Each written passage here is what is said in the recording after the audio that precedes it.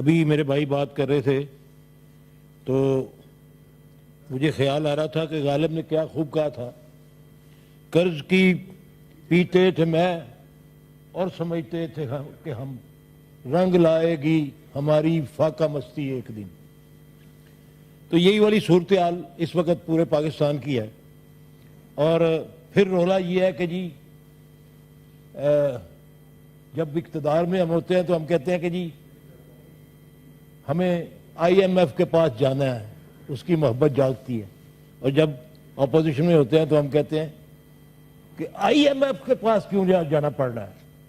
پاکستان کی اکانومی کو مضبوط ہونا چاہیے اور یہ ذمہ داری حکومت کی ہے۔ درست ہے، دونوں طرف دیکھیں تو وہی حال غالب والا نظر آتا ہے۔ مجھے یاد آ رہا تھا کہ آپ نے آج سے 1-1.5 ماہ پہلے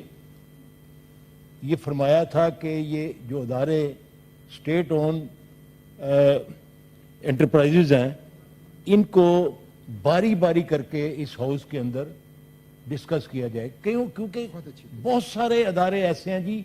جو اوور لیپ کر رہے ہیں، یعنی ایک کام کے لیے 3 ادارے بنے ہوئے ہیں اور یہ عیاشی چل رہی ہے، کوئی اس کے اوپر غور نہیں کر رہا اور کوئی کارکردگی نہیں ہے۔ یہ وابڈا کسی زمانے میں ایک بڑا مستند ادارہ تھا، اور ظاہر ہے یہ سارا انفراسٹرکچر جو ہے یہ ڈسٹریبیوشن کا بھی جتنا آج تک ہے یا نظر آ رہا ہے یہ اسی ادارے کا بنایا ہوا ہے، اور اس کے بعد ہم نے اس کے اوپر پھر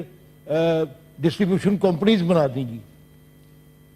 لیسکو، آئی ایس کو، فیسکو، پتہ نہیں کون کون سے، جیسے حکیم کے چورن نہیں ہوتے وہ والے ادارے ہم نے بنا دیے۔ اور کارکردگی یہ ہے کہ ابھی اسی ماہ شروع میں جو لیسکو کی رپورٹ آئی ہے، کئی ارب روپے کے لاسز ہیں اور کرپشن ہے، یعنی وہ نیب اور ایف آئی اے اس کے اندر انویسٹیگیشن ہو رہی ہے، بڑی تعداد کے اوپر جو ملازمین ہیں ان کو نامزد کر کے کیسز جو ہیں وہ رجسٹر ہو گئے ہیں۔ تو یہ صورتحال جو ہے اس کے اندر میں سمجھتا ہوں کہ اب ضرورت ہے اسی تحریک کی جو آپ نے نشاندہی کی تھی، ان سارے اداروں کی ایک ایک کر کے، اور جو سبسڈری ادارے ہیں ایک ادارے کے اندر 4-4 6-6 ادارے بنے ہوئے ہیں، یہ سب کو اس ہاؤس کے اندر ایک ایک کر کے ان کے اوپر ڈیبیٹ کی جائے، اور اس کے اوپر پھر اس ہاؤس کے اندر سفارشات مرتب کی جائیں کہ ان کے خلاف کیا ہونا چاہیے، ان کو ختم ہونا چاہیے یا